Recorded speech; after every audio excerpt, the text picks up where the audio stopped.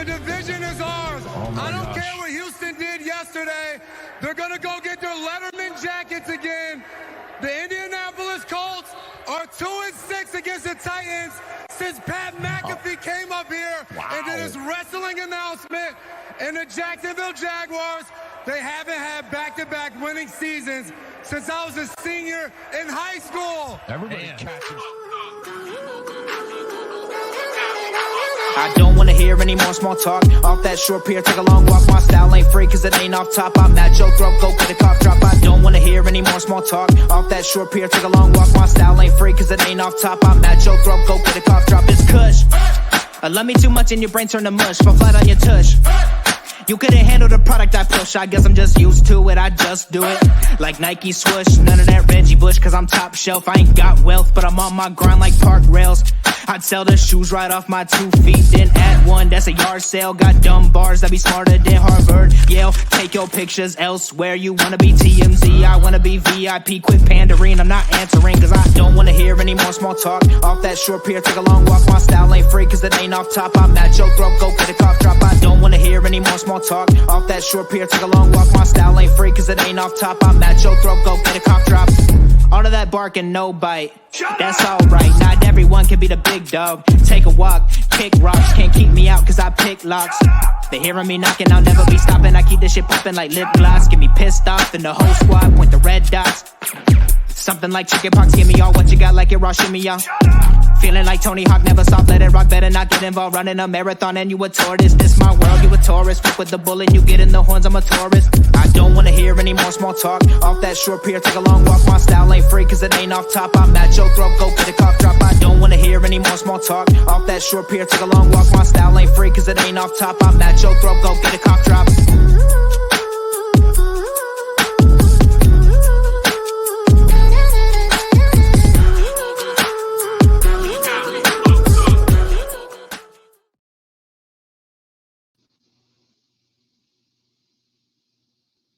You're on mute there, buddy. Hey everyone, and welcome to another edition of Titans Fan Battle Podcast. Brought to you as always by the Fan Battle Sports Network. And always remember to like, follow, share, comment, subscribe. Hit us up on fanbattlesports.com. Check out the latest blogs, opinions, articles for all your favorite teams. But we hope everyone had a great holiday season, enjoying the new year. And speaking of a new year, it's New Year, New Titans. So, Tyler, you want to let everyone know how the Titans are going to dominate this Sunday?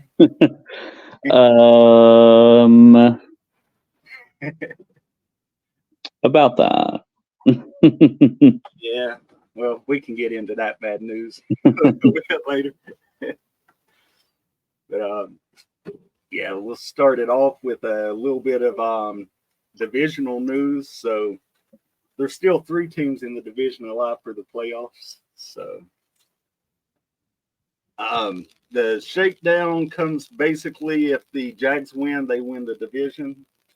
But if the Jags lose to tomorrow and either the Steelers or the Broncos win their game, then the Jaguars would miss the playoffs.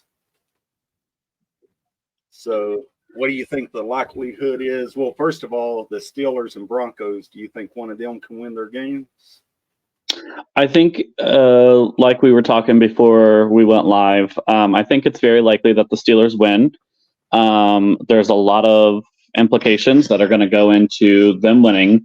They are going to be playing a Ravens that are sitting their starters. Lamar Jackson will not be playing. So I think between the Broncos and Steelers, I think the Steelers have the easier chance to make the playoffs with a win. Yeah, I agree. The Broncos are at the Raiders, who have a losing record, but they're 7-9, and 5 of their 7 wins have came at home. Mm-hmm. So that's not going to be, and they're sitting Russell Wilson, so that's not going to be an easy win for the Broncos. Yeah, correct. I mean, I'm not saying the Broncos can't win. I mean, anything can happen. But I think that the Raiders are playing collectively a lot better than what the Broncos have been these past couple of weeks. So yeah, I think the Steelers have a better chance.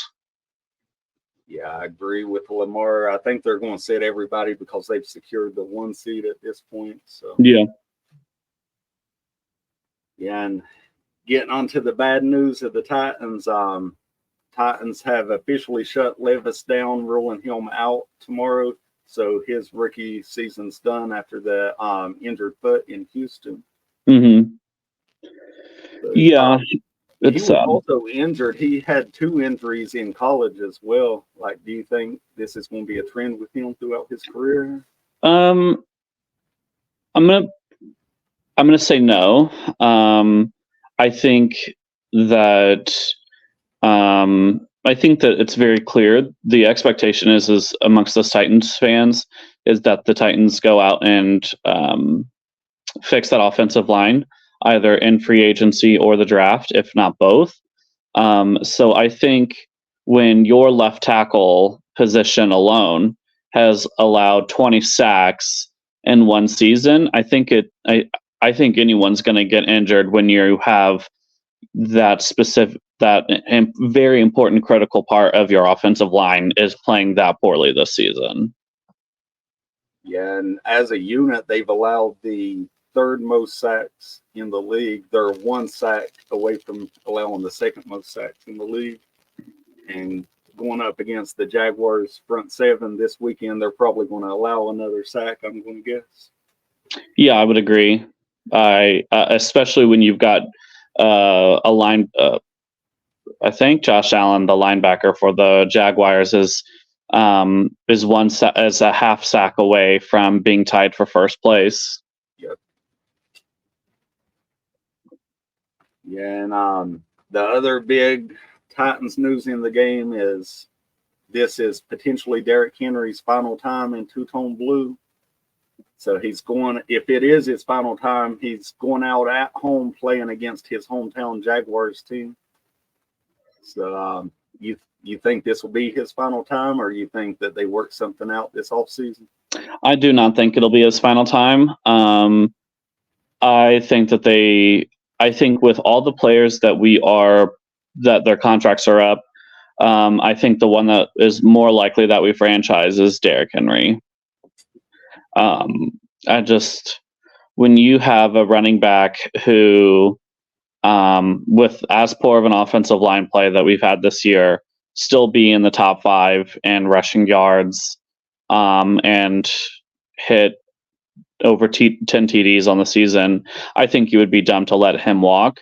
I definitely think that we need to bring him back to help develop Tyjae Spears to be the running back of the future.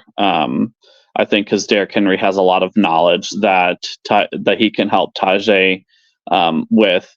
I mean, we had DeMarco Murray help Derrick Henry and help develop him. So I think if I'm management and I think Tyjae Spears has a shot to be our RB1 of the future, I think we need to bring back Derrick Henry. Yeah, I agree. I would like to see him come back. The way he's been talking the last couple of weeks in the post-game press conferences, I'm not sure if he does come back.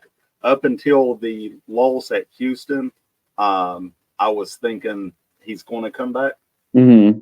But now he's talking about a bitter end and stuff like that. It sounds like he's ready to move on. But like you said, we always have the franchise tag that is an option to keep him here.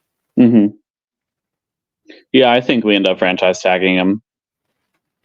Yeah, and he turned 30 this year, or turned 30, I think, yesterday. Mm-hmm. So if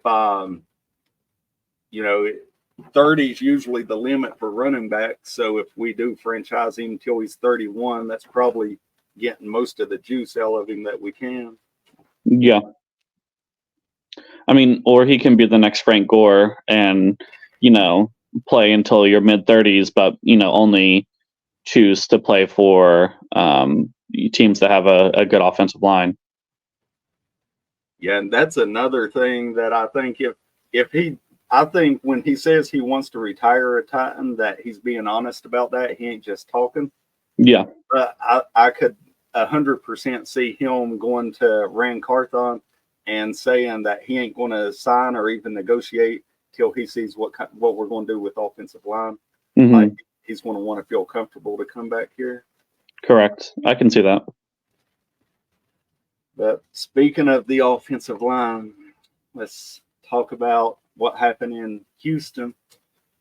So, in addition to getting Levis injured, they nearly got Tannehill injured.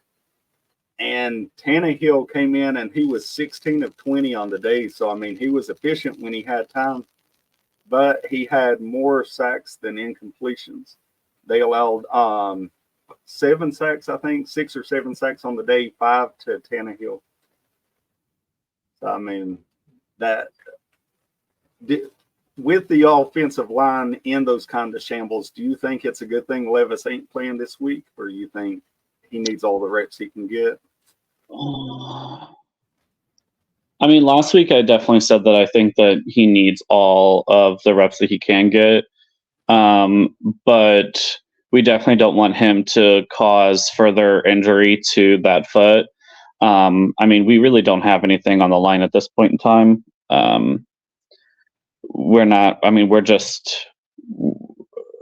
just trying to get a higher draft spot to potentially have a shot at Marvin Harrison Jr. or one of the top tier offensive linemen that are going into the draft this year. I don't want him to. I want him to be as solid as possible for training camp. So I'm okay with it. I mean, I would like obviously for him to get all the reps possible, but I don't want him to re-injure himself and then cause an even bigger injury that could potentially leave him out of training camp next summer. Yeah, I agree. I've said all along that if he's healthy enough to play, then he should be playing. But if he's not healthy enough to play, then he shouldn't be put out behind that offensive line. Yeah. So I'm all right. I wish he was getting the reps, but I'm all right with the decision to shut him down. Yeah. But it wasn't all bad. We had Henry went over 1,000 for the year, as well as Hopkins. We talked last week about they both could potentially go over 1,000 for the year, so they both hit those benchmarks for themselves. Which I'm happy that they did. Yeah. Ironic that D Hop got that 1,000 yards against his former team. Yeah, and in the building where most of his career yards have came. So that is interesting. You think Hopkins is good because we got him for another year? You think that that his age is going to catch up to him? You think that he's good for another year? I think that if we add another premier wide receiver, whether we go out and we get Michael Thomas, who I'm assuming the Saints are going to cut, or T. Higgins, another wide receiver that is going to split some DBs, and it's going to be hard for teams to double cover because you can't double cover, everyone. I think he could have the possibility to continue to play at a high level. Yeah, I agree. I feel like this year we've used him as a wide receiver 1 because we was expecting Burks to be the one and he couldn't be. And I don't think that he's a wide receiver 1 at this point in his career, but he's a top tier wide receiver 2 if we bring someone in that can help him out a little bit. Mm-hmm. I mean, if we have a shot at Marvin Harrison, I would have depending upon how this weekend, shakes up. Obviously, in my opinion, if Marvin Harrison's available, you take him. If you pair Marvin Harrison with D Hop, that at least even for one season, that could be interesting. Yeah, I agree. And speaking of the draft pick, let's talk about this Sunday. Are you in favor of going after the draft pick, or do you want to spoil the Jags fun? Well, I mean, as I've said before,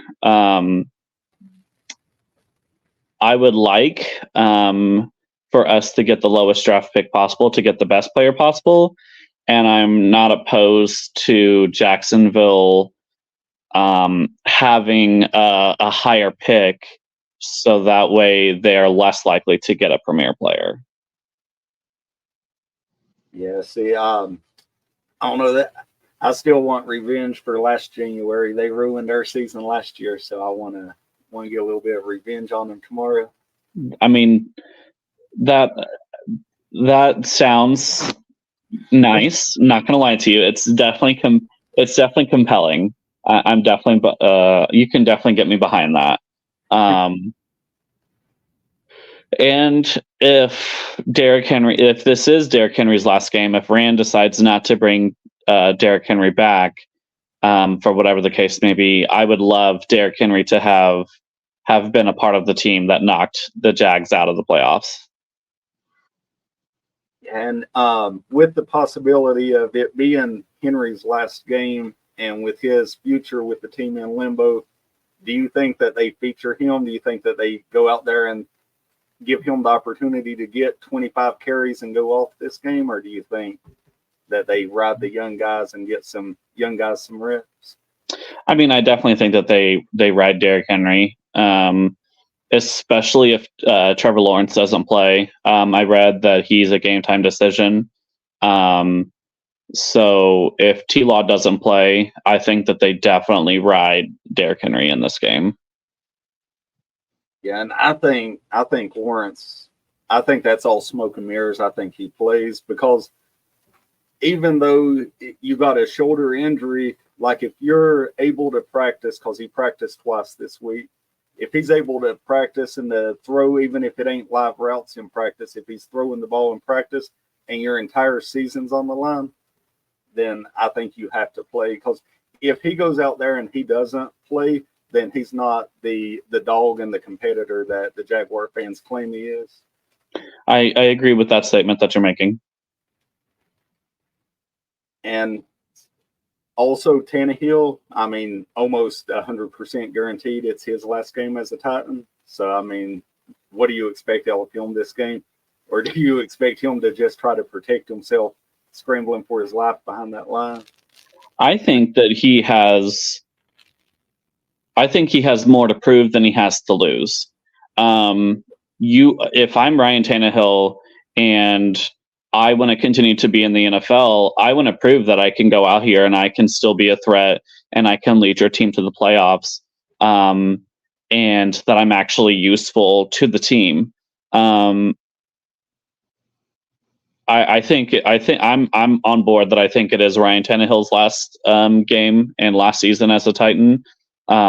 So if I go out there and I suck, that's going to hurt his value going into free agency come March. So if I were him, I would want to go out there and have as best of a game as possible. Yeah, I agree.